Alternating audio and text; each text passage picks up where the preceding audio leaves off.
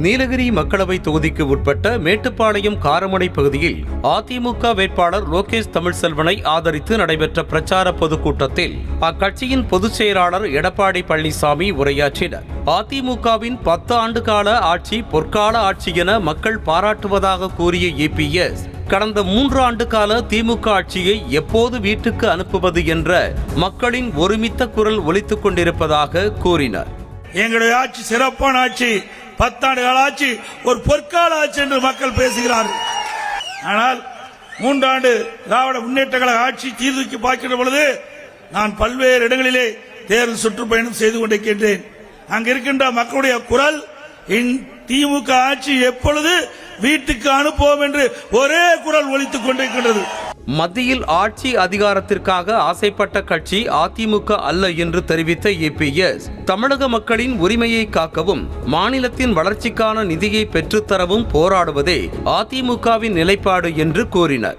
அனைத்து இந்திய அண்ணா திராவிட முன்னேற்ற கழகம் ஆட்சி அதிகாரத்துக்காக ஆசைப்பட்டது கிடையாது. தமிழ்நாடு மக்களுக்கு எது தேவையோ மத்திய அரசிலிருந்து வாதாடி போராடி பெற வேண்டும். தமிழ்நாடு வளர்ச்சி பெற வேண்டும். தமிழ்நாட்டுக்கு தேவையான நிதி நாடாளுமன்றத்தில் பேசி கிடைக்க செய்ய வேண்டும். இதுதான் எங்களுடைய நிலைப்பாடு.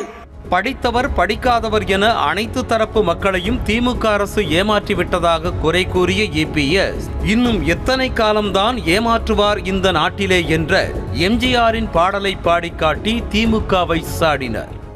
எத்தனை காலம்தான் ஏமாற்றுவார் இந்த நாட்டிலே, இன்னும் எத்தனை காலம்தான் ஏமாற்றுவார் இந்த நாட்டிலே, சொந்த நாட்டிலே, நம் நாட்டிலே சத்தியம் தவறாத உத்தமன் போலவே நடிக்கிறார்.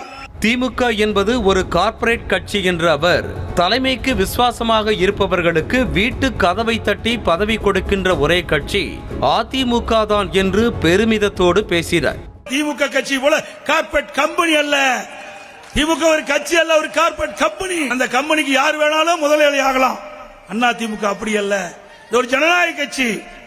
அரிசி, பருப்பு உள்ளிட்ட அத்தியாவசிய பொருட்களின் விலைவாசி உயர்ந்திருப்பதை சுட்டிக்காட்டி பேசிய ஏபிஎஸ், அதிமுக ஆட்சியில் குடும்பம் நடத்த 10,000 ரூபாய் இருந்தாலே போதும் என்றும், திமுக ஆட்சியில் 14,000 ரூபாய் தேவைப்படுவதாகவும் வேதனை தெரிவித்தார். விலைவாசி உயர்வு, இன்னைக்கு அரிசி 1 கிலோ 15 ரூபாய் உயர்ந்து போச்சு. இன்றைக்கு எண்ணெய் விலை உயர்வு, பருப்பு விலை உயர்வு, சக்கரை விலை உயர்வு, மளிகை சாமான் அத்தனையும் 40% உயர்வு. போன ஆண்டு அதிமுக ஆட்சி இருக்க வரைக்கும் ஒரு குடும்பத்துக்கு 10,000 ரூபாய் இருந்தா போதும், குடும்பம் அழகா நடத்தலாம். இப்ப 14,000 ரூபாய் தேவைப்படுது. ஆக 4,000 ரூபாய் இந்த ஆட்சியில கூடுதலா செலவழிக்க வேண்டிய சூழ்நிலைக்கு தள்ளப்பட்டு விட்டாங்க மக்கள். செய்திகளை உடனுக்குடனும் துல்லியமாகவும் தெரிந்து கொள்ள சப்ஸ்கிரைப் பண்ணுங்க.